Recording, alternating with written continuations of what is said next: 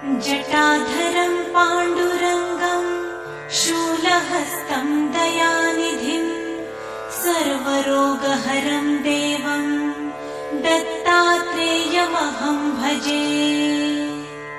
जगदुत्पत्तिकर्त्रे च स्थितिसंहारहेतवे भवपाशविमुक्ताय दत्तात्रेय नमोऽस्तुते।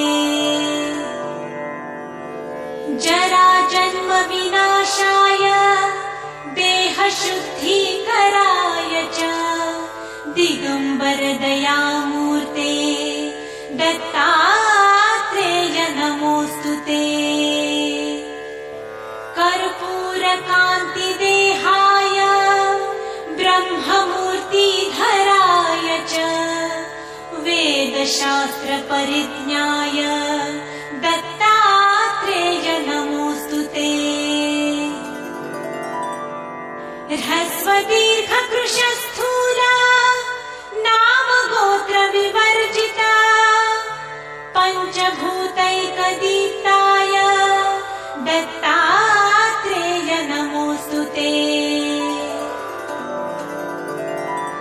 यज्ञभोक्त्रे च यज्ञेय यज्ञरूपधराय च यज्ञप्रियाय सिद्धाय दत्तात्रेय नमोऽस्तुते। आदौ ब्रह्मा मध्ये विष्णु अन्ते देवः सदाशिव मूर्तित्रयस्वरूपाय दत्तात्रेय नमोऽस्तुते। भोगालयाय भोगाय योगयोग्याय धारिणे जितेन्द्रियजितज्ञाय दत्तात्रेय नमोऽस्तुते। दिगम्बराय दिव्याय दिव्यरूपधराय च सदोदितपरब्रह्म दत्तात्रेय नमोऽस्तुते। जम्बुद्वीपमहाक्षेत्र मातापुरनिवासिने भजमानसतां देव दत्तात्रेय नमोऽस्तुते। भिक्षाटनं गृहे ग्रामे पात्रं हेममयं करे नानास्वादमयी भिक्षा दत्तात्रेय नमोऽस्तुते। ब्रह्मज्ञानमयी मुद्रा वस्त्रे चाकाशभूतले प्रज्ञानघनबोधाय दत्तात्रेय नमोऽस्तुते।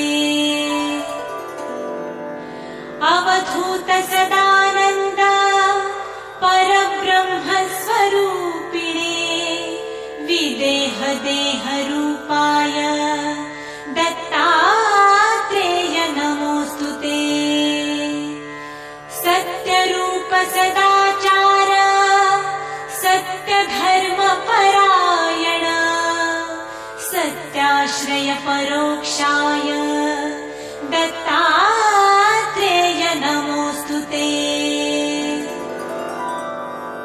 शूलहस्तगदापाणे वनमाला सुकन्धर यज्ञसूत्रधर ब्रह्मन् दत्तात्रेय नमोऽस्तुते।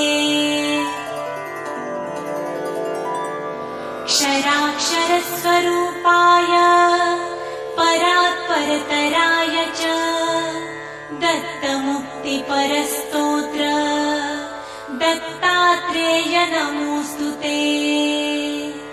दत्तविद्याढ्यलक्ष्मीश दत्तस्वात्मस्वरूपिणे गुणनिर्गुणरूपाय दत्तात्रेय नमोऽस्तुते।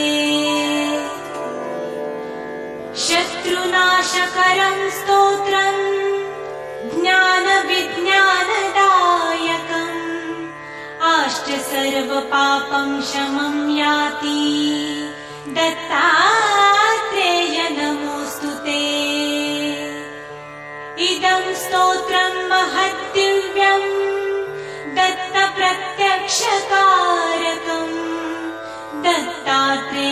प्रसादाच्च नारदेन प्रकीर्तितम्।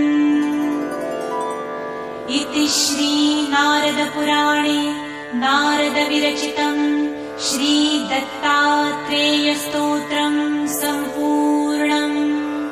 श्रीगुरुदेव दत्त।